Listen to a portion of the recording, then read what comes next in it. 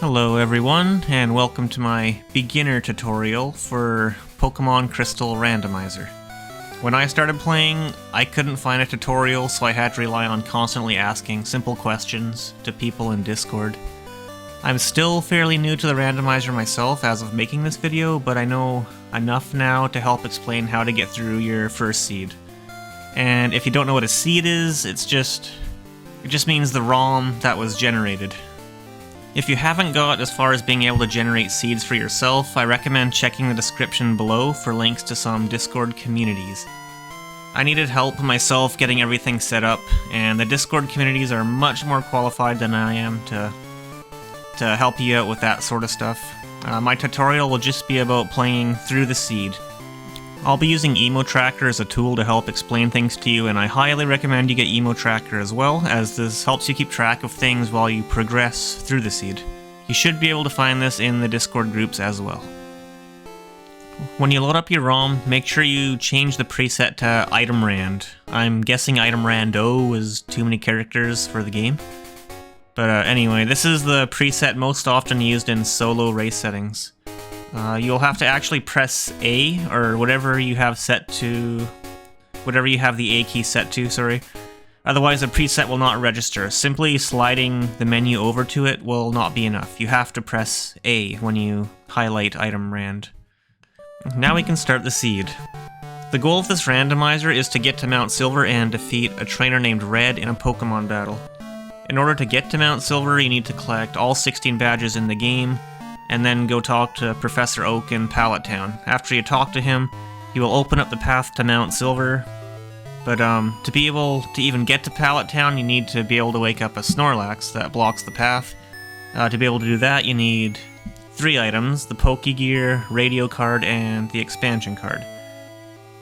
Both Pallet Town and Mount Silver are located in the Kanto region, so because we start in the Johto region in this game, that means we also need a way to get to the Kanto region to beat the game, which will be either the pass or the SS ticket. I'll go into more detail with some of the items, but that is a general idea of everything that will be hard required to finish the seed. If the seed was generated properly, the 3 Pokemon you choose from at the beginning of the game should be random. If it is offering the vanilla starters, then you probably didn't randomize the seed properly, and you should seek assistance in the Discord groups. Knowing which Pokemon to choose is one of the first roadblocks for a beginner. After you peek at all 3, how do you know which one is better? Sometimes it doesn't even matter, because the way you should approach this is to have one main Pokemon. You only want to be leveling one single Pokemon, and you want that Pokemon to be good. If none of the 3 options are good Pokemon, then we will be looking elsewhere anyway. But if you are new, you may not know if the Pokemon are good or not, so I'll give you a resource that was shared on Discord. You can use this as a reference on which Pokemon are good to run with. Important factors are things such as attack stat, speed stat, how many weaknesses the Pokemon has, and stab, which means same type attack bonus. If you use an attack that has the same type as your Pokemon, it has a boost in damage. While you're only going to have one main Pokemon, you will want at least 2 others in your party as well for using revives if your main faints, and to use HMs, which I will talk more about soon. So we know we need to find the 16 badges, Pokegear, Radio Card, Expansion Card, and a way to the Kanto region. How do we go about progressing through a seed and finding these items? You'll see the item balls on the ground. Some NPCs will have items to give you, gym leaders will have items, and if you are using crazy settings, which is currently the settings I'm teaching you about, which is the most common setting for solo races, then there will be items in berry trees and also in hidden locations where the items are not visible. I will be making another tutorial where I go through a crazy seed and show you every item location, but until then you can use Emotracker to help show you where all the items are. And make sure, when you're using the tracker for the first time, you go to Settings at the top right, Assistance, and Enable Fast Tooltips. By doing this, it'll tell you the names of the items when you hover over them with your mouse. Otherwise, it's hard to figure out which icons correspond to what items. The first item I'll point out on the tracker is the bike. People usually generate seeds that already start with the bike, as well as allow indoor biking. The first thing you should be doing at the start of the race is going into your menu, selecting the bike, and registering it to your select button so you can get on and off just by pressing select. Everything else in this row of items is useless, except the rod, unless you are doing harder settings, but I would recommend not going any higher than crazy to begin with. The only purpose the rod serves is allowing you to fish in water to possibly find a decent Pokemon. There are 3 rods, and you will find them in progressive order. The old rod lets you fish up level 10 Pokemon, which isn't really worth it. The good rod fishes up level 20 Pokemon, which can be helpful if you find the good rod early in the seed, otherwise it probably isn't worth it if you already have a decent Pokemon, since it won't take too long to hit level 20 anyway. The super rod finds level 40 Pokemon though, which is definitely worth it, if you don't find it too late in the seed. It does not help you progress though, it is just an option for finding a main Pokemon. As you can see on the Emotracker, a fair bit of the map is open to us, even without any items. There is a guy just south of Violet City though that won't let you pass until you grab the egg from the guy in the Poke Center after defeating the gym leader Falconer. That is one thing that the tracker doesn't show you. This item is the squirt bottle. You use it in just one spot in the game, but it opens up a lot. There is a weird tree that blocks a path, and using the squirt bottle on it opens up that path. It opens up the north side of Johto, as well as offers a fast connection between the east and the west sides of southern Johto. It also gives you an item check. Once you battle, run away, or faint after engaging the weird tree, you can talk to the man just to the right of that spot and he will give you an item. Talking to this man also has another effect. After you talk to him, the Rock Smash TM becomes available in the Goldenrod Mart. Rock Smash is needed for some item checks, so make sure to buy it from Goldenrod Mart if you do not find it elsewhere before that. The pass is one of the items that connects Johto and Kanto. The pass lets you take a train between Goldenrod and Saffron. The SS ticket is the other item that connects the 2 regions. It lets you travel by boat between Olivine and Vermilion. However, because you need to go through the north side of Johto to get to Olivine, you also need the squirt bottle before you can get to Kanto by use of the SS ticket. One neat thing that can happen is if you find both the pass and the SS ticket, you can access North Johto without the squirt bottle by taking the train over to Kanto, biking down to Vermilion, and taking the boat to Olivine. Let's go over the HMs. These are moves that you can teach your Pokemon, but they also serve other important purposes. The Cut HM allows you to cut down certain trees to open up paths, and there are quite a few item checks locked behind these trees as well. You are unable to use Cut though, unless you have the Hive badge. Fly is the most loved HM, despite it never being required to beat a seed.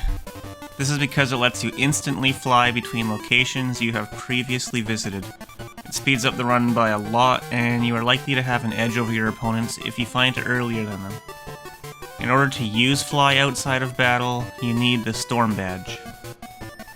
Surf lets you travel on water, which opens up a lot of item locations. Surf is also a very strong water attack to use in battle.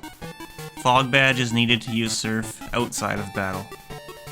I'll skip over HM4 for now and talk about that one last. HM5 is Flash, which lights up dark caves. You can beat a seed without using Flash, but it makes navigating the dark much easier, and no seed will ever force you to do a dark room without Flash and its required badge being accessible. This is what is known as logic. The randomizer has certain logic conditions to ensure that every single seed can be beaten, and can be beaten without needing to use any glitches or navigate any dark rooms. There's logic for other stuff as well, such as where the Fly HM and Storm badge can be, or certain gym leaders never being hard required until you find a certain number of badges. It helps prevent seeds from being too difficult or being too much of a slog, because Fly is in a terrible spot.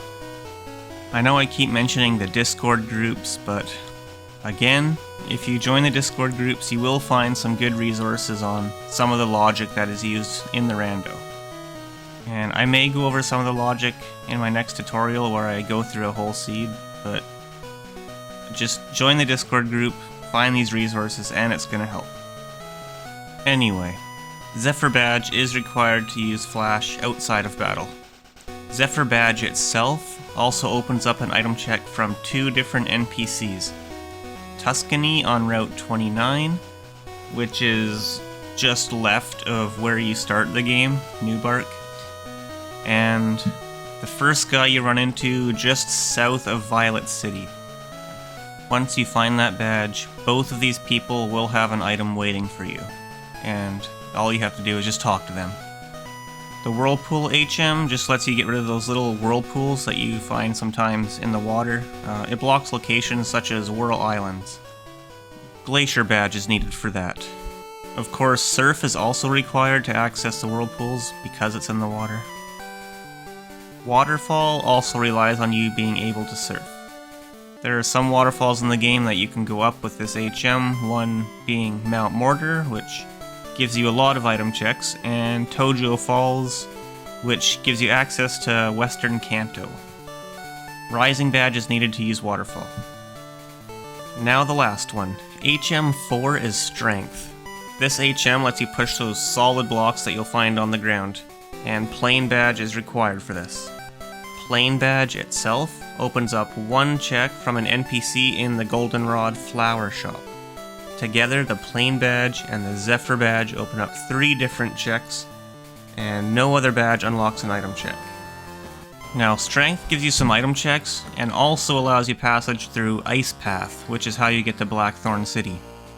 Getting to Blackthorn City has another requirement though, and it is why I wanted to do Strength last. I wanted to show Strength and Plain Badge opening up the top right portion of the map on Emotracker so that I can visibly show you that it is required, but it would not have done that if I showed you before showing you the other HMs and badges first. This is because one of the requirements is having 7 badges. If you have fewer than 7 badges, regardless of which ones you have, an NPC will not let you get to the top right part of the map. It does not need to be just Johto badges either, Kanto badges also work. Another thing that having 7 badges unlocks is the Goldenrod radio tower being taken over by Team Rocket.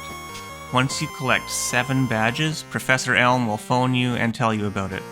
The overtaken radio tower has more item checks in it, but I will go into that more after. Collecting 8 badges will allow you to pass through the gate that leads to Victory Road from the south. To access Victory Road this way, you will need to be able to use the Waterfall HM to go up Tojo Falls, just east of Newbark, the town you start the game in.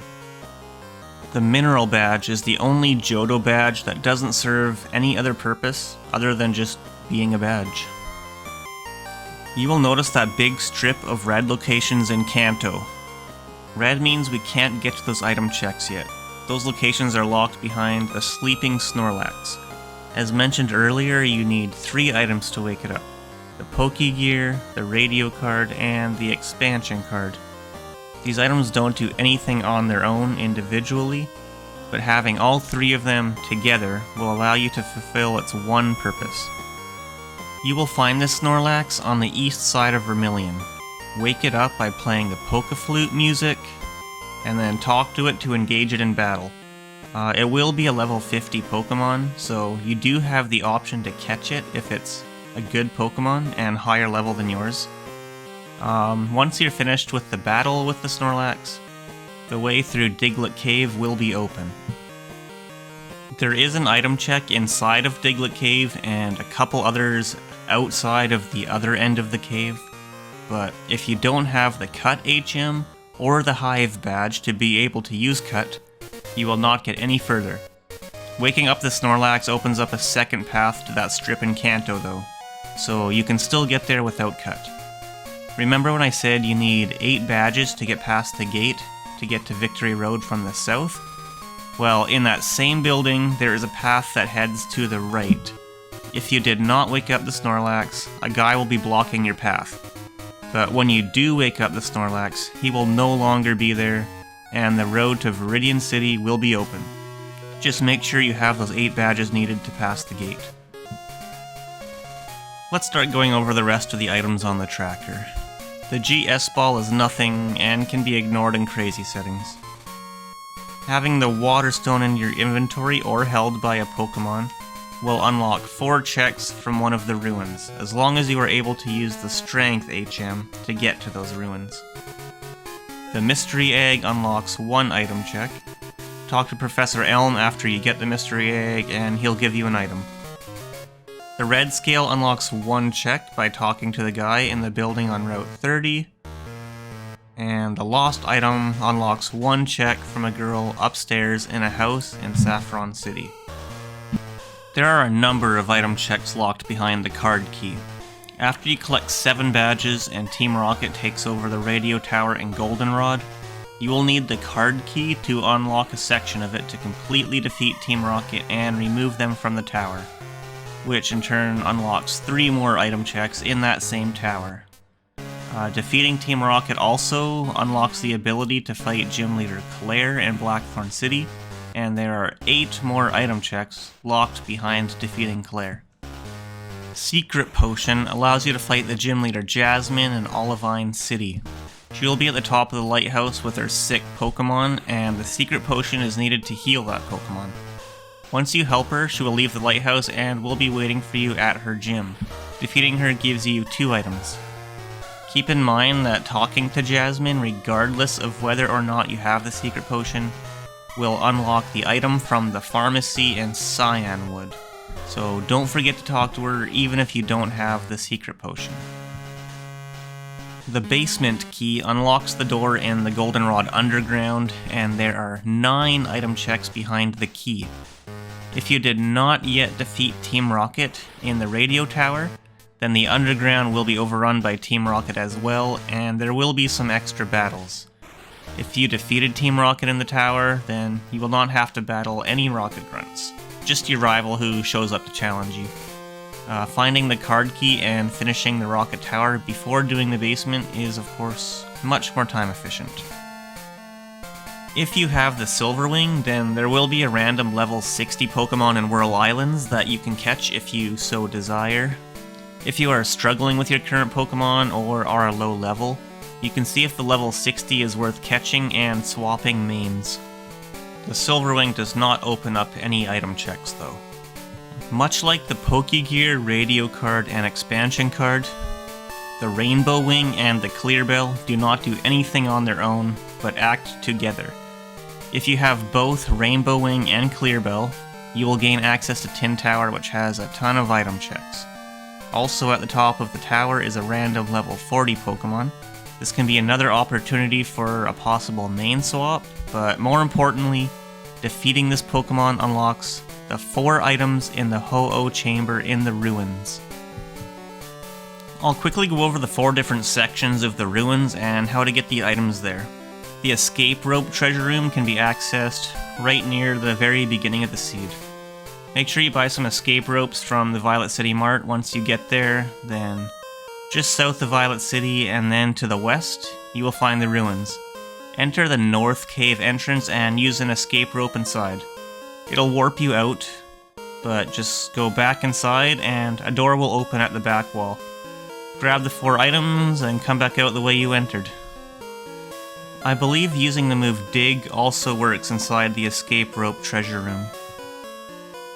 You can get to the Flash treasure room the same way you got to the escape rope one, but instead of going to the North Cave entrance, head south and surf across the water. There will be a cave to the right. Use Flash when inside and a door will open. The Waterstone treasure room and the Ho-Oh treasure room are accessed from a different area. You need to get there from Union Cave. Go up the steps, down the ladder, and then surf across the water. The northern exit will take you to the Ho-Oh treasure room, and the exit below that one will take you to the Waterstone treasure room. You just need to have defeated Ho-Oh and have a Waterstone respectively. Getting to the Waterstone treasure room also requires you to be able to use Strength since there is a block in the way. If you have access to both treasure rooms, then you should do the Ho-Oh one first as it lets you backtrack back into the cave after grabbing the items, and the Waterstone treasure room forces you to hop off a ledge, so getting back is not as easy. The last item on the tracker that I haven't gone over yet is the machine part. Handing the machine part to the man in the power plant at the northeast corner of Kanto will give you some more item checks. You'll need to surf across the water to get to the power plant. You can talk to the man even if you don't have the machine part, and this will open up more item checks in Cerulean. But there's also 5 other item checks from handing him the machine part, so some people might try to hold off on going to him for a little bit in hopes of finding the machine part first, and getting it out of the way all at once. Once you finally find all 16 badges, head to Pallet Town and talk to Professor Oak. He will open up the path to Mount Silver. Red will be at the end of Mount Silver. Defeat him and you win. Defeating the Elite Four is not a required goal, and you can usually skip them, but there are 2 item checks locked behind defeating the Elite Four. One from talking to Professor Elm, and one from talking to a man in Tin Tower.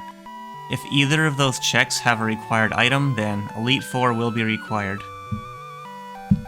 Now that you know what you have to do to complete a seed, we can go over some ways to complete the seed faster. Obviously, battling trainers uses up a bit of the time you spend playing through a seed, so the fewer trainers you run into, the more time you are going to save. Some trainers are forced battles, but most trainers can be skipped. You can gain enough levels to complete a seed without needing to battle any optional trainers. Learning which trainers you can skip and what movement to take to get around them is something that will come with practice. Some item checks take longer than others and are a bit out of the way. By saving your game before checking such locations, you can quickly reset back to your save point instead of backtracking. The stronger your Pokemon is, the quicker you are going to get through battles. Finding a strong Pokemon as early as possible can save you a lot of time in the long run. Don't be afraid to main swap if you have access to catching a much higher level Pokemon. You never want to be running into battles in grass or caves, unless you are trying to catch a Pokemon, so you should be using repels constantly throughout the whole seed. Not every shop sells repels, so try to pay attention to your inventory and make sure you don't run out in the middle of a cave or near a town that doesn't sell them. Keep in mind that repel only works if the wild Pokemon is a lower level than your main, so knowing the levels of wild Pokemon in specific areas is helpful. As you play more and memorize where all the item locations are, you'll get more efficient at routing a bunch of checks in together. This will speed up your play as well. Having the Fly HM is one of the biggest time saves in the game, so the earlier you can find that, the better. There are logic settings on where Fly can and cannot be. Ask someone from Discord to link you to the logic settings, as knowing these things will help you be competitive. I hope you were able to learn something from the tutorial. I'm sure there's a bunch of things that I probably could and should have mentioned, but you will learn the most from just diving in and getting the hands-on practice. The community will also be really helpful in helping you learn some things you want more clarification on.